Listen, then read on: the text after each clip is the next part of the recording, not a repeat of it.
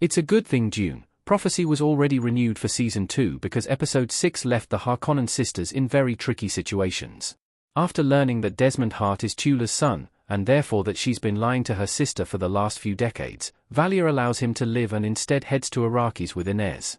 Her choice is significant, as she's already lost the trust of the sisterhood now that Dorothea is back and brought the truth with her. She even lost one of her most loyal followers, Sister Francesca, Tabu, although in a very different way.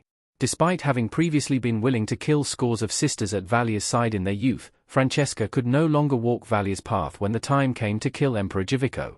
She tries to save his life when he stabs himself in the Dune prophecy season finale, but she dies instead when his wife Natalia injects her with the needle originally meant for him.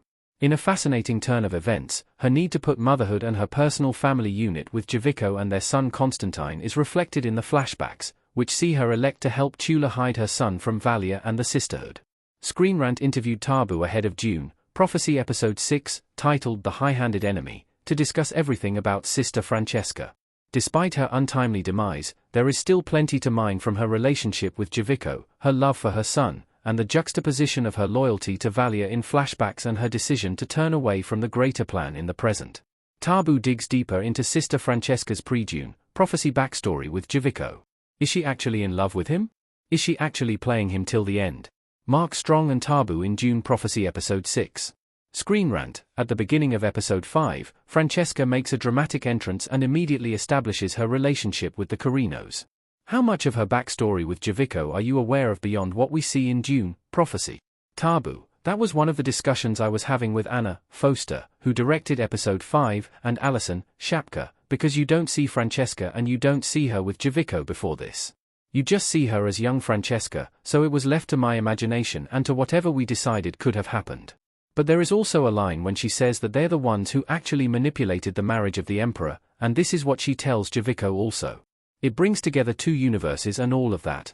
I'm sure that she is in love with the Emperor, not just in love, because they have a child together. That relationship cannot be anything but a very strong bond.